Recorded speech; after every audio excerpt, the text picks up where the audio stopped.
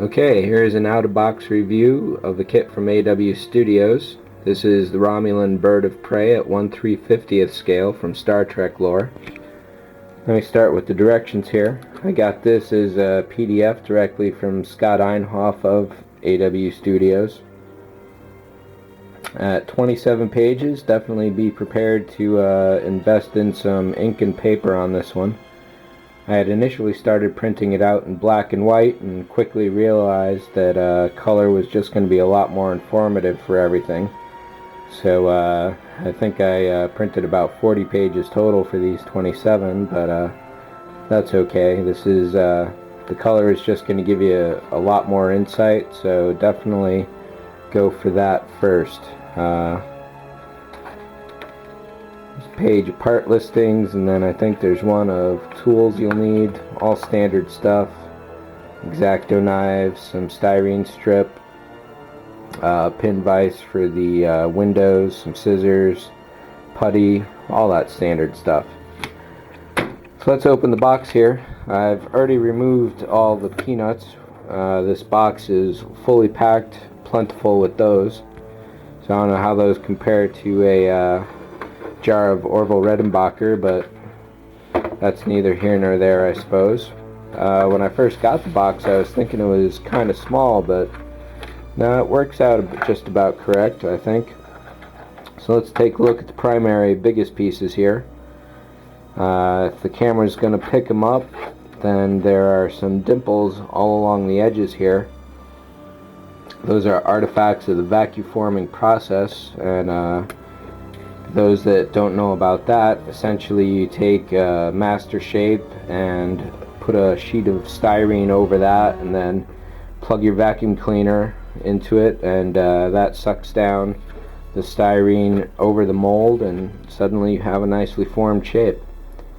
So Scott went to a lot of extra trouble to engineer this to get the maximum amount of detail, and it definitely shows.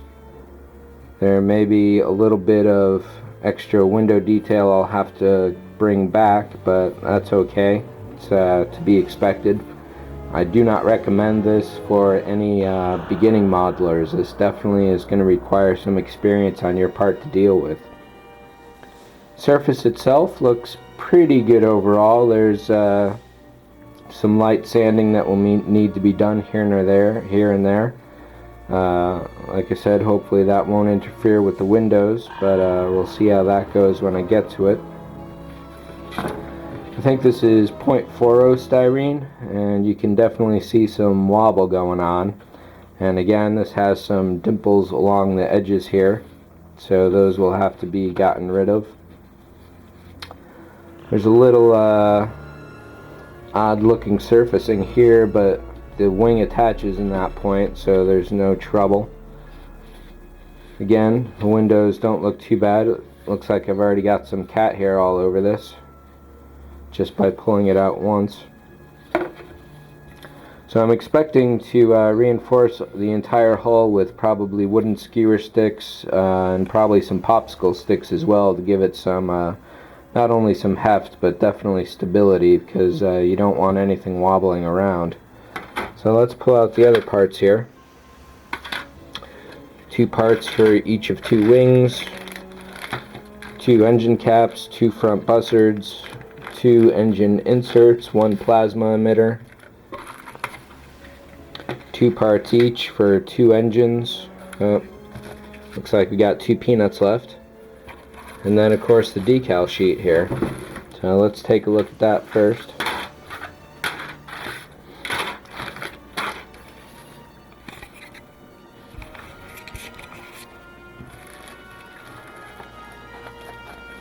So included in this bag, there's looks like a sheet of vinyl circles and squares. So this is masks for protecting the windows when you go to paint it. We've got the tail fin here, which looks to be a single sheet of styrene, possibly 2 put together. Could be a piece of resin, but probably styrene. Maybe it's resin. And then here we've got the 2 decal sheets. Each is 8.5 by 11. And the quality is looking pretty nice overall. I don't know how much the color will change once it goes on to the model, the painted model. And I kind of doubt there's any way to really mask this off accurately to make sure the colors stay bright. There's one piece of little scratched up flaw there, but it's exactly on a black line, so I should be able to just put some ink over that to fix it. Otherwise, the surface of the decal liquid seems to have gone on nice and smooth, so we'll see how that goes. And let's turn back over here to a couple of the engine parts. So the end caps themselves are just pieces of PVC cut to a particular angle. Looks like an exact angle for both of them. So those will need some sanding down. The front bussards here are very nice and clear. Probably an acrylic, I would guess. These will probably need to be frosted over to get them to look right.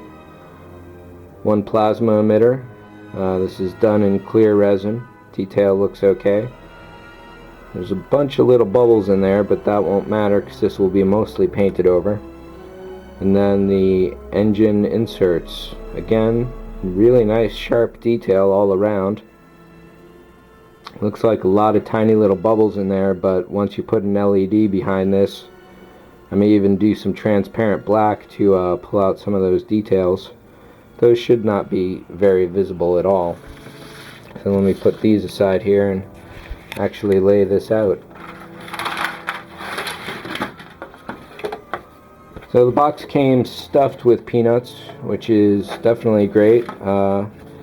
Being 0.4 styrene, there's probably not too much danger of any kind of damage. So I don't know if this piece goes on the bottom or the top, but we'll just lay it out here like this for the moment. Let me get in camera for you here. Yeah, so these are definitely the bottom pieces.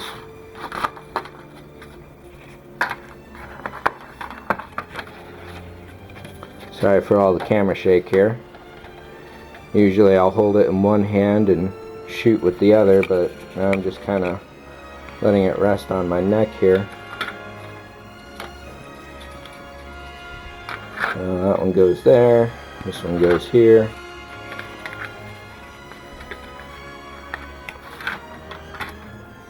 Put that engine there and this one here. So there we go. That's essentially what this is going to look like.